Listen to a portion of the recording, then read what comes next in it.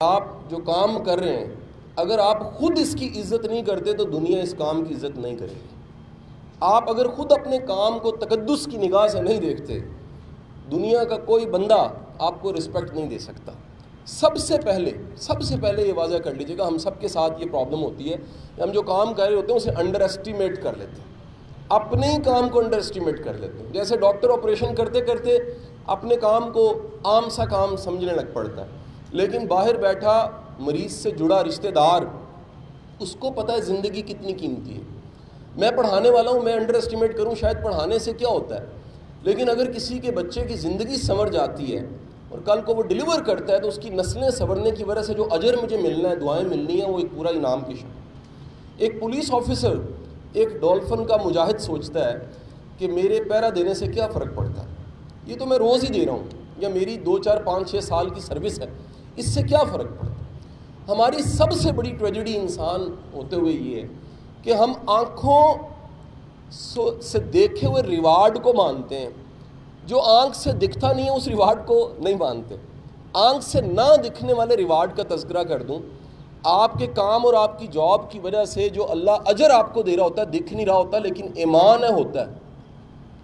آپ کے آنکھوں سے نہیں دکھتا وہ جو آپ کے مخلص ہونے کی وجہ سے, آپ کی محنت کی وجہ سے جو برکت آپ کی زندگی میں شامل ہوتی ہے, آنکھ نہیں دیکھ سکتی لیکن ہوتی ہے. آپ جو کام کر رہے ہیں اور اس سے کسی غریب کی داد رسی ہوتی ہے, وہ جو دعا دیتا ہے آنکھ نہیں دیکھ سکتی لیکن وہ دعا یقیناً کہیں ہوتی ہے. آپ کے رزق حلال کی جو برکت ہے وہ رزق سب کو برابر تنخواہ کی شکل میں مل رہا ہوتا ہے, لیکن برکت نہیں دیکھی جا سکتی, وہ ہوتی ہے. آپ پہ اللہ کا کوئی انعام ہے, ہم آنکھوں دیکھے انعام گاڑی گھاڑیاں چیزوں کو مانتے ہیں, ان دیکھے بن دیکھے کتنے انعام ایسے ہیں جو دیکھ نہیں سکتے, وہ بھی ہوتے ہیں.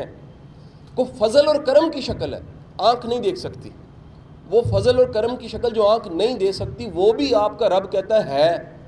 اور ایک آخرت ہے جو نہیں دکھ رہی, وہ بھی دکھ نہیں رہی لیکن عین یقین رکھیے وہ ہے. تو جب آپ اپنے ہی کام کے اس انٹینجبل کو, ایک ان دیکھے کو ذرا غور کرتے ہیں تو پتہ لگتا ہے کہ تنخواہ تو بڑی لمیٹڈ چیز ہے, وہ جو دعائیں ملتی ہیں اس کا کوئی نعم البدل نہیں ہے, وہ جو برکت ملتی ہے اس کا کوئی نعم البدل نہیں ہے, وہ جو سکون قلب ملتا ہے. میں آج تک جس دوائی کو سب سے بہترین دوائی جو میں ریکمینڈ کرتا ہوں نیند کی, وہ تھکاوٹ ہے, اور ایمانداری سے کام کر کے تھکاوٹ ہے. اس سے بڑا انعام کوئی نہیں ہے کہ آپ پورا دن مجاہد کی طرح اپنے سرو کیا ہے اور اس کے بعد اللہ نے آپ کو انعام کی شکل میں ایک بہترین نیند دے دی ہے. اس سے بڑی عنایت کوئی نہیں ہے. میں ڈولفن سے باخبر تو تھا کہ ڈولفن موجود ہے, لیکن ڈولفن کی پہلی تعریف جو میں نے سنی وہ بڑا ایک مزے کا واقعہ ہے. یعنی میں کہتا ہوں کہ یہ واقعات بھی کہیں نریٹ کرنے چاہیے, اور ہم سارے سپیکرز یا جو میڈیا سے ریلیٹڈ لوگ ہیں انہیں کوٹ کرنے چاہیے. میرے ایک انکل تھے جو 15-20 سال سے 15-18 سال سے تقریباً وہ یو کے سیٹل ہو چکے تھے. ان کا 15 سالوں بعد 18 سالوں بعد پاکستان آنا ہوا.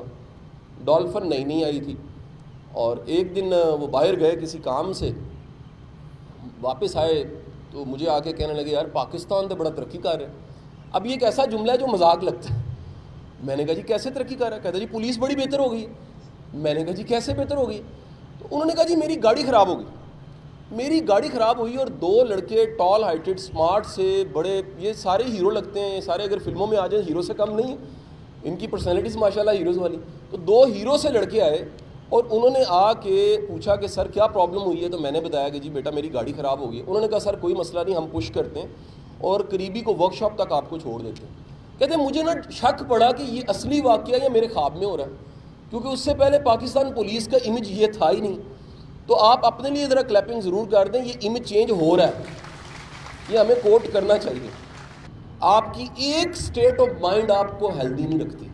آپ میرے گاؤں میں گجرات سے ہوں, ہم بچپن سے ایک شخص دیکھتے ہیں جو ہنستا رہتا ہے.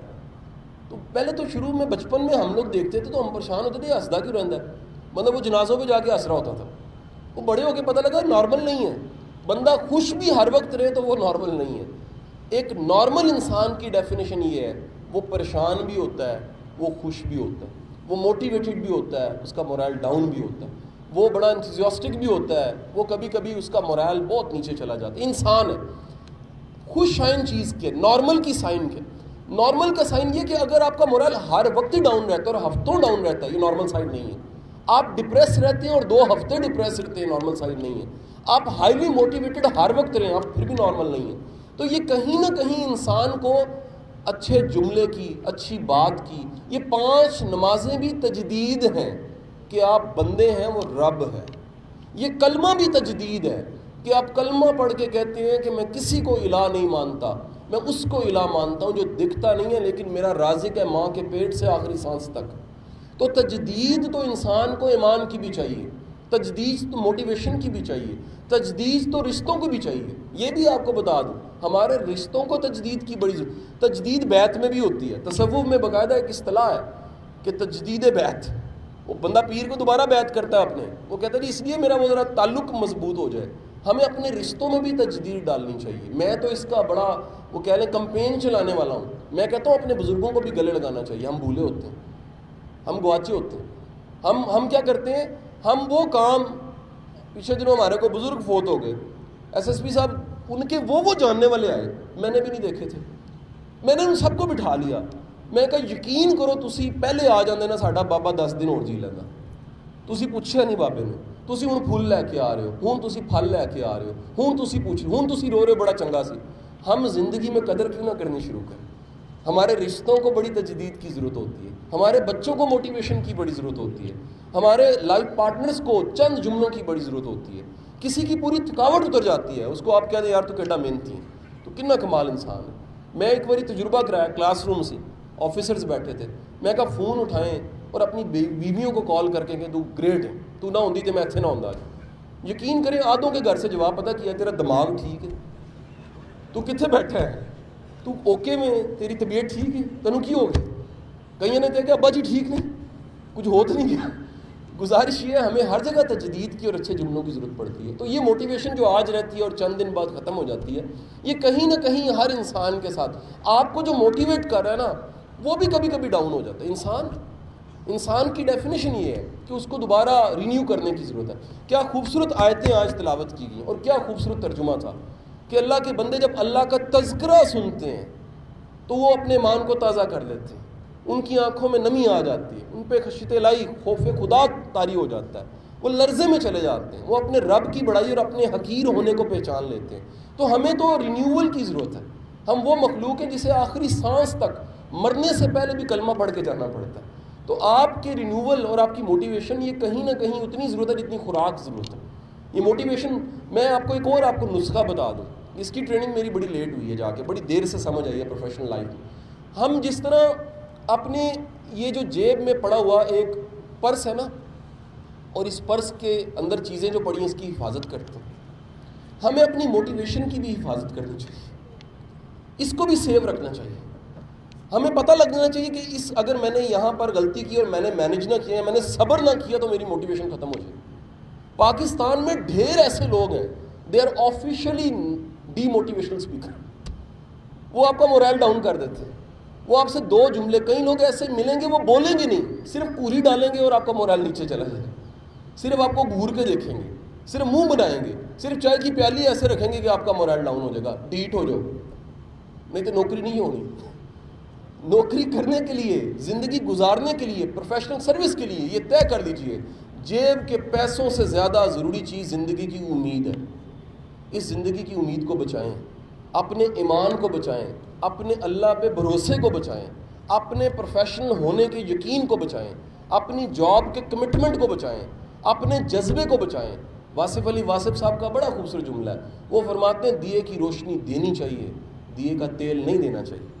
اپنے سے سروس دیں، سب کچھ دیں، لیکن آپ ہی مک گئے، اگر آپ ہی ختم ہو گئے، آپ نے کوئٹ کر دیا، آپ نے ریزائن کر دیا، تو پھر تو دنیا نہیں چلے گی. دنیا تو آپ کے دم سے ہے. یہ سب ہیں تو دنیا ہے.